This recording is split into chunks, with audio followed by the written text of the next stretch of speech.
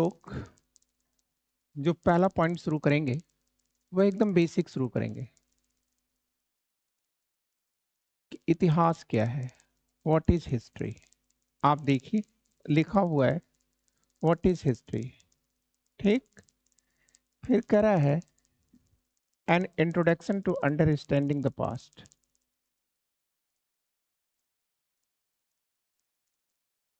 ठीक है ना। इसका मतलब यह है कि अतीत को समझने का एक प्रयास।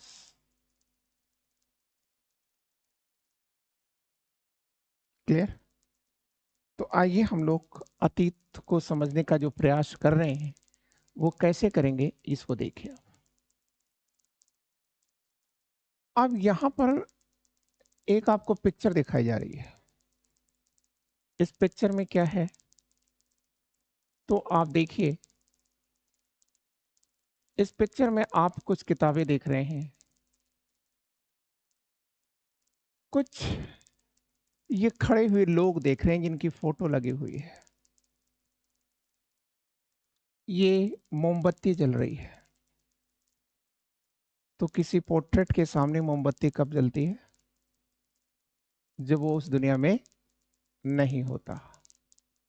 तो अब अगर आपसे पूछा जाता है कि इतिहास क्या है तो आप कहेंगे कि सर यह जो बीती हुई घटनाएं हैं उनका अध्ययन है।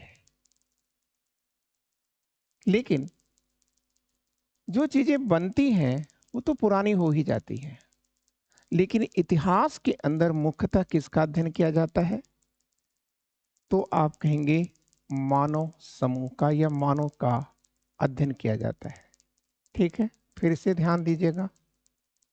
इतिहास क्या है तो इसके पहले भी आपको बताया जा चुका है।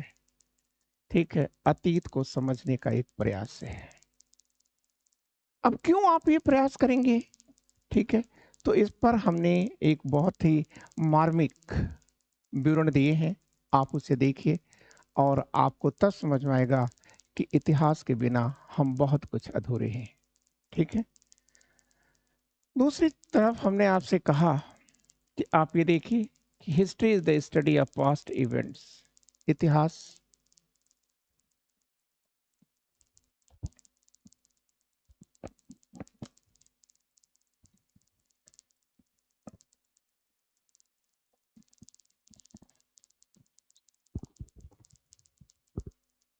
तो इतिहास क्या है तो आपने यहां समझ लिया होगा कि जो बीती हुई घटनाएं हैं जिसके केंद्र में मुख्यतः मनुष्य है उसी का अध्ययन है। आप आप दूसरी चीजें देखें कि इसमें मनुष्य का क्या अध्ययन किया जाता है कि मनुष्य ने कैसे वस्तुओं का निर्माण किया, कैसे उसका संग्रह किया, कैसे उसकी सोसाइटी रहती थी। ये सब का अध्ययन इतिहास है। क्लियर। लेकिन मेरे प्यारे बच्चों अब जब हम लोग आगे बढ़ रहे हैं तो उसे हमें देखना है कि हम क्या कह रहे हैं। मतलब यहाँ आप देखें कि कह रहा है कि पिछले समाजों और संस्कृतियों के बारे में जानकारी खोजना, एकत्र करना और उसे प्रस्तुत करना ही इतिहास है। ठीक है। तो इतिहास क्या है? अतीत का अध्ययन है जिसके केंद्र में मनुष्य है। ठीक है। दूसरी बात क्या कहा गया? यह मनुष्य ने जो पिछले समाज में और संस्कृतियों के बारे में जो जानकारी खोजा है, एकत्र किया है, उसी को जानना ही इतिहास है। अब यहां कुछ चीजें आपके सामने और जा रही हैं। आप इसे देखिए। ये पिक्चर आपको बहुत कुछ समझा रही होगी। ठीक है। क्या समझा रही है जरा आप इसे देखिए। आप अगर ये देखेंगे तो ये एक जंगल दिखाया जा रहा है और इस जंगल से निकलता हुआ यह मनुष्य है। यह मनुष्य जब जंगल से बाहर आता है तो गुफाओं से होते हुए जब वो झोपड़ी में आता है ठीक है, तब को जानना ही इतिहास है। फिर यहीं पर आप नहीं रोकेंगे, फिर आप कहेंगे कि सर धीरे धीरे जब वो आगे चलता है तो वह पशुपालन से, शिकारी जीवन से होता हुआ फिर किस में इंटर करता है, तो आप कहेंगे कि सर कांस्य युगीन सभ्यता में इंटर करता है। और कांस्य युगीन सभ्यता में इंटर करने के बाद वो शहरों की ओर आता है। फिर इसके बाद फिर वो दिखा रहा है कि कैसे कैसे औद्योगिक क्रांति होती है और औद्योगिक क्रांति से हम आधुनिक शहरों में आते हैं। ठीक है, तो इसका मतलब ये है कि मानव के उद्भव से लेकर के आज तक कि जो भी घटनाएं हैं उनको पढ़ना ही इतिहास है। क्लियर? अब ये चीज यहां पर लिखा है कि प्राचीन समय में लोग कैसे रहते थे और समाज कैसे विकसित हुआ था। ठीक है, घटनाओं के क्या घटनाएं हुई थी और उन घटनाओं में का कारण क्या था और उसका प्रभाव क्या था। तो आपको कुछ सोचने की जरूरत नहीं है। आप पहली पिक्चर याद रखिए कि हमने आपसे कहा कि इतिहास क्या है। तो हमने आपसे कहा कि अतीत को जानने का प्रयास है। क्लियर? फिर ये कहा कि इस अतीत में आप क्या जानेंगे? मानव की गतिविधियों को जानेंगे, मानव की संस्कृति को जानेंगे। ठीक है, कैसे वो जंगलों से बाहर निकला है और कैसे वह आज तक विकास के पैमाने को स्पर्श किया है, को जानना ही इतिहास है। क्लियर? तो इतनी चीजें जानने के बाद आप एक चीज आप और जानेंगे कि देखिए इतिहास का शाब्दिक अर्थ क्या है। ठीक है, लिटरली मीनिंग ऑफ हिस्ट्री।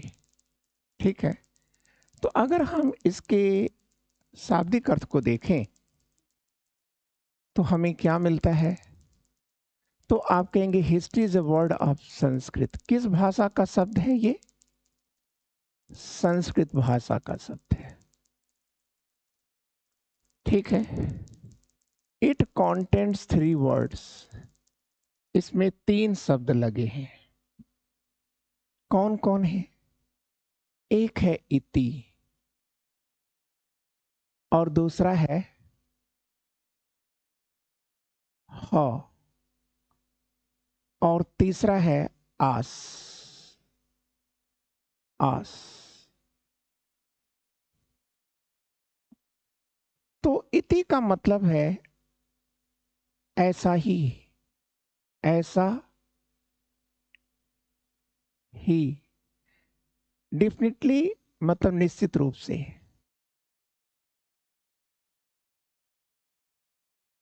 और आस का मतलब है था।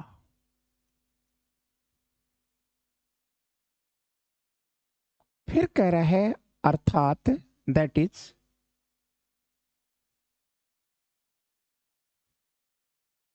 क्या कि कह रहा है कि इट डेफिनेटली हैपेंड, निश्चय ही ऐसा हुआ था, ऐसा निश्चित रूप से हुआ था। संस्कृत का शब्द है इति, मतलब ऐसा ही, ह निश्चित रूप से, आस था, ऐसा ही निश्चित रूप से था। Clear? Thus, history is the scientific study of events. ऐसा ही निश्चित रूप से था, ऐसा ही था नहीं है, ऐसा ही निश्चित रूप से था। ठीक है, अब अगर आपसे पूछा जाए कि सर इसका क्या मतलब हुआ, तो आप कहेंगे किसी भी घटना का वैज्ञानिक अध्ययन ही इतिहास है। कह रहा है कि दस history the scientific study of events, घटनाओं का वैज्ञानिक अध्ययन ही इतिहास है। अब आपके मन में आ रहा होगा कि वैज्ञानिक अध्ययन किसे कहते हैं। तो वैज्ञानिक अध्ययन उन सबको कहते हैं जिसमें प्रयोग किया जा सके, जिसका परीक्षण हो और जिससे निष्कर्ष निकले, वही इतिहास है। क्लियर? अब मान लीजिए कि आप ये सब भी चीज नहीं जानना चाहते, तो आप एक चीज कर सकते हैं कि किसी भी घटना में आप इतनी चीजें जोड़ दें, एक तो उसको लिपि दे दें और उसे तिथि के साथ क्रम से लिख दें। ठीक है, जब तिथि है तो क्रम तो आ ही गया। तो इस विवरण को क्या कहते हैं? इतिहास कहते हैं। क्लियर? आगे बात समझ में? अब हम और आगे चल रहे हैं, चलें आगे।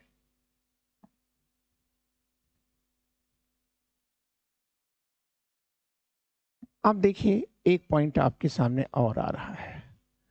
देखिए, ये लिखा है हेरोडोटस, और हेरोडोटस ये इतिहास के पिता है। लेकिन अब यहां अब यहां प्रश्न आता है कि हेरोडोटस जो फादर ऑफ हिस्ट्री हैं, उनको इतिहास का पिता किसने कहा था? तो आप कहेंगे रोमन दार्शनिक सिसरो ने कहा था।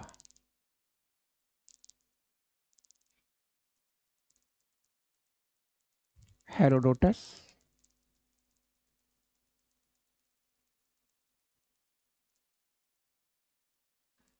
फादर ऑफ हिस्ट्री, और इनकी किताब है हिस्टोरिका। ठीक है, लैंग्वेज क्या है इसकी? ग्रीक।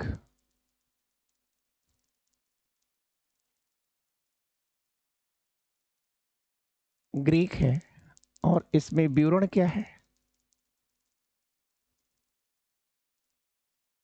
आप कहेंगे ग्रीक पर्शियन वार का विवरण किया दिया गया है। ग्रीक पर्शियन, ठीक है, पर्शिया मतलब ईरान। ठीक है, ईरान और यूनान के बीच जो युद्ध लड़े गए, वो विवरण दिया गया है। और क्या दिया गया है? आप कह देंगे कि सर इसमें भारत के तत्कालीन भारत के प्रांत सिंध का विवरण दिया गया है। क्लियर? और क्या विवरण दिया गया है सिंध के बारे में? तो आप कहेंगे जो भारतीय सैनिक हैं उनका विवरण दिया गया है। क्लियर?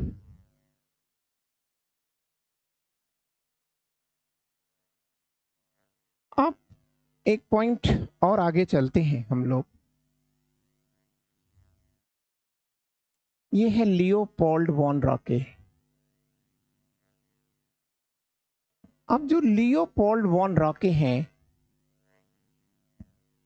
ये कौन है? तो आप कहेंगे कि sir father of modern history. कहां से हैं? ये जर्मनी से हैं, और इन्हें आलोचनात्मक इतिहास का भी जनक कहा जाता है।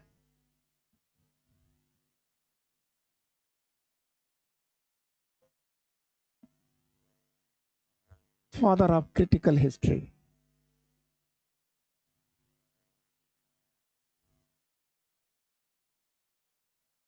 ठीक। और इसके बाद एक और आपके बीच में नाम आ रहा है और वो है हीगल। ठीक। ये हीगल कौन है? ये भी एक जर्मनी के दार्शनिक हैं और इन्होंने राज्य को देवता बना दिया था। और इन्हें क्या कहा जाता है? इतिहास दर्शन का पिता कहा जाता है। क्लियर? अब अगली बात हमारे सामने आ रही है।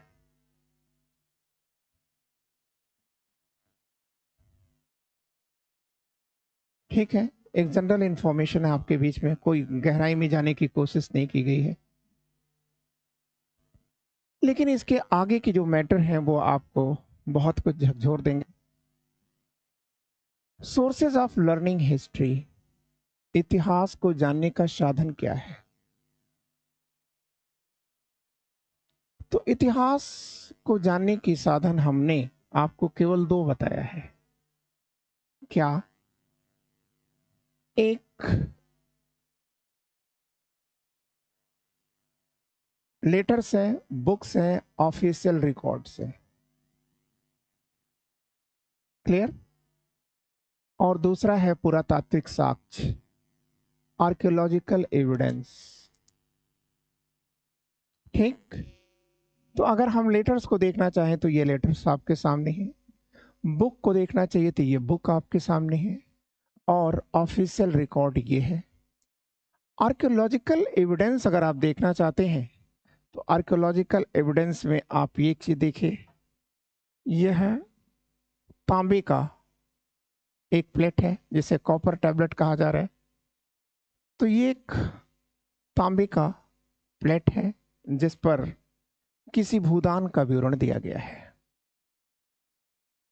ये आप देख रहे हैं कि अशोक का स्तंभ है, ये सिक्के हैं, इन सिक्कों पर भी लेख लिखे गए थे, इबारतें खुदी हुई हैं और कुछ आकृतियां बनी हुई हैं। इसके साथ कुछ टूल्स हैं। ठीक है, और ये मिट्टी के बर्तन हैं। कुछ भवन आएंगे, कुछ गुफाएं आएंगी। ठीक है, तो यही है इतिहास जानने के लिए हमारे पास आर्कियोलॉजिकल एविडेंस। ठीक है, लेकिन अब प्रश्न आता है कि इन दोनों में प्रमाणित कौन है? किसको आप सर्वाधिक सत्य मानेंगे? तो आप कहेंगे कि सर आर्कियोलॉजिकल एविडेंस को ही हम सर्वाधिक सत्य मानेंगे। क्यों सर्वाधिक सत्य मान रहे हैं आप? क्योंकि पत्र, किताबें और ऑफिशियल रिकॉर्ड्स, इसमें हेर फेर संभव है। कोई भी साहित्यकार अपने युग का शिशु होता है, अपने संरक्षक का, अपने धर्म का, अपनी जाति का, अपने देश का प्रशंसक होता है, और प्रशंसा या चाटुकारिता में कही गई बातें सत्य नहीं होती। और इतिहास क्या है? आप कहेंगे एक निर्भीक सत्य है, निष्पक्ष सत्य है। ठीक है, तो इतिहास के लिए निर्भीक और निष्पक्ष सत्य होना आवश्यक है। और जिसकी जानकारी हमें कहां से मिलती है? आप कहेंगे कि सर पुरातात्विक साक्ष्यों से मिलती है, आर्कियोलॉजिकल एविडेंस से मिलती है।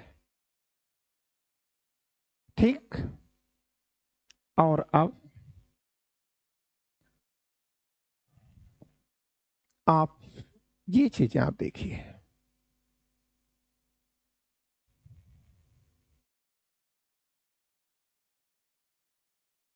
इतिहास का महत्व क्या है? ठीक। Importance of history. तो इंपॉर्टेंस ऑफ हिस्ट्री में आप बहुत बखूबी देखिए, एक ओल्ड लेडी है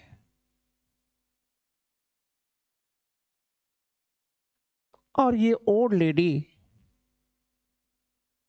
ये किसी पौधे की जड़ को नहीं देख रही है, या अपनी जड़ को तलाश रही हैं। क्योंकि याद रखिएगा, जड़ों से जो दूर हुआ वह अपने अस्तित्व को खो जाएगा। इसका मतलब हर व्यक्ति हो, चाहे कोई भी क्यों न हो, वह अपनी मां और मातृभूमि से अतिशय प्यार करता है। ठीक है, तो अब अगर आपसे ये पूछा जाएगा कि क्या इतिहास बीता हुआ कल है? नहीं सर, अभी आप देखिएगा, इतिहास तो हमारी हर धड़कन है। कैसे, वो आप समझिए। तो आप ये देख रहे हैं कि यह एक ओल्ड लेडी अपनी जड़ को तलाश रही है। ठीक है, तो अब अगर आपसे पूछा जाए इतिहास क्या है, तो आप कह देना कि सर अपनी जड़ों को खोजने का प्रयास है।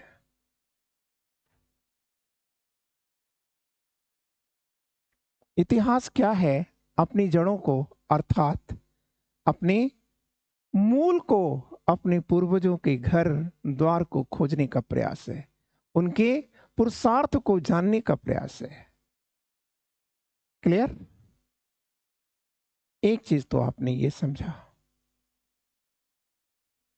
आ रहा है समझ में आपको? फिर आगे कह रहा है कि इसका मतलब कि इतिहास क्या है, तो आप कह देना कि सर स्मृति है। मानव मस्तिष्क की सर स्मृति है सर।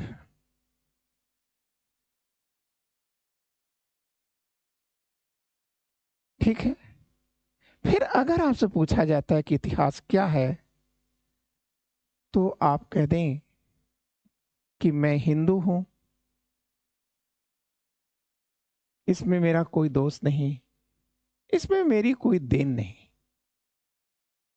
मैं इसलिए हिंदू हूं क्योंकि मेरे पूर्वज हिंदू थे। ठीक है, क्लियर? तो आप कहेंगे कि इतिहास क्या है, तो आप कहेंगे कि सर किसी धर्म में आस्था है सर। फिर अगर आपसे पूछा जाता है, तो आप कहेंगे कि सर इतिहास क्या है आज के सेंस में, तो आप कहेंगे कि सर इंटरनेट का सहारा लेकर अपनी जड़ों तक पहुंचने का प्रयास है। यहां भी आप देख रहे हैं। अभी मैं आपको एक कहानी बताना चाहूंगा। मैंने पढ़ा था कि खंडवा का एक बच्चा था, मध्य प्रदेश का एक छोटा सा स्थान है खंडवा, इलाहाबाद बॉम्बे रूट पर है। यहीं पर एक बच्चा अपने माँ बाप से छूट गया था। किसी ने उस बच्चे को संरक्षण दिया, और संरक्षण देने वाली वो दंपति ऑस्ट्रेलिया की थी। वो बच्चा ऑस्ट्रेलिया पहुंच गया, पढ़ाई लिखाई किया, और अपने संरक्षक को अपने पिता मां मानता रहा। लेकिन संजोग की बात थी कि वह एक कंप्यूटर इंजीनियर था, बना। और जब वो कंप्यूटर इंजीनियर बना, तो उसे अपना बचपन याद आने लगा कि कैसे मैं बिखरा था, लेकिन उस स्मृति को उसके मस्तिष्क में वो झिलमिला रही थी, लेकिन वो वास्तव में उसे पकड़ नहीं पा रहा था। तो फिर वह अपनी मेमोरी को, ठीक है, के अनुसार वह इंटरनेट के द्वारा जो जो उसे याद आता था उसे वो तलाशने की कोशिश करता था। धीरे धीरे वह कहाँ आ गया? एक दिन वह इंडिया आ गया,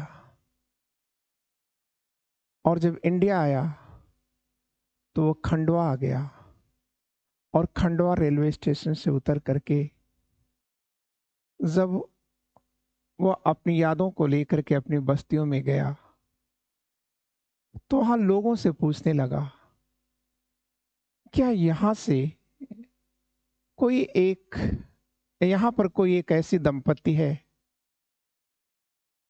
जिसके पिता, मतलब जिसमें पुरुष जो था, मतलब उसके पिता मर गए थे? क्या वो विधवा कोई औरत थी जिसका कोई बच्चा गायब हो गया था? लोगों ने बताया कि हाँ। फिर वो जाता है और उसे, अपने भाई को देखते ही उसे याद आ जाता है, और वो कहता है कि भैया, तुम याद करो ना, मैं तुम्हारा भाई हूं, और मुझे ट्रेन से उतारने में मेरा बड़ा भाई कट गया था, मर गया था। तो आप याद रखिएगा कि इंटरनेट ना होता तो लोग अपनी जड़ों में वापस ना आ पाते हैं। तो इसलिए अगर आपसे पूछा जाता है कि इतिहास क्या है, तो आप सीधे से बात कर लें, अपनी जड़ों में आने का प्रयास है। ठीक है। और फिर एक चीज आप याद रखेंगे कि इतिहास एक धड़कन है। जब हम गर्भ में होते हैं, न जाने किस रूप में होते हैं, लेकिन जब हम गर्भ से बाहर आते हैं तो हमारा यही हार्ट पंप करना शुरू कर देता है। लेकिन ये पंप किसकी देन है? ये हमारा तन किसकी देन है? आप कहेंगे कि सर, उसकी देन है जो इतिहास बन चुका है।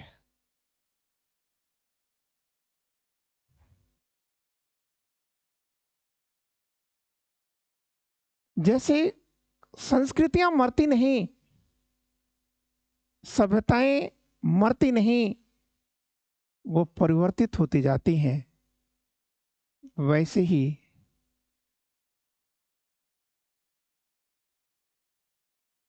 इतिहास भी है। ठीक है। अब आगे आप देखिए कैसे। तो आप ये चीज देखिए, एक बंदा आपको दिखाया जा रहा है, और ये बंदा एक कब्रिस्तान में खड़ा है, शायद कुछ पूछ रहा है अपने आप से कि मैं कौन हूं।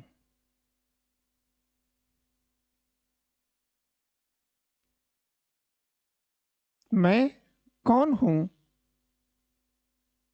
और उसका उत्तर मिलता है, इस कब्र में दफन हुए एक व्यक्ति का डीएनए हूं।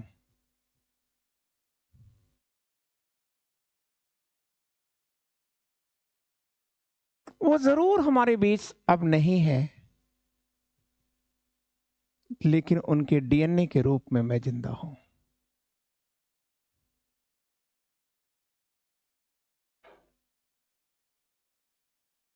ठीक। तो इस प्रकार इतिहास के बारे में आपने बहुत कुछ मार्मिक तरीके से देखा।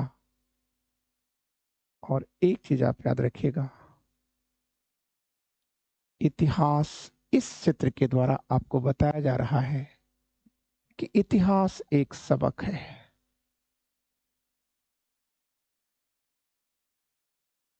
सबक मतलब लेशन है। इसमें क्या सिखाया जाता है? वर्तमान में बैठे हुए व्यक्ति को अतीत से प्रेरणा लेकर के भविष्य को सुधारने की विधि बताई जा रही है। ठीक है, history help us connect with the past, understand the present and save the future. इतिहास हमें अतीत से जुड़ने, वर्तमान को समझने और भविष्य को संवारने का संदेश देता है।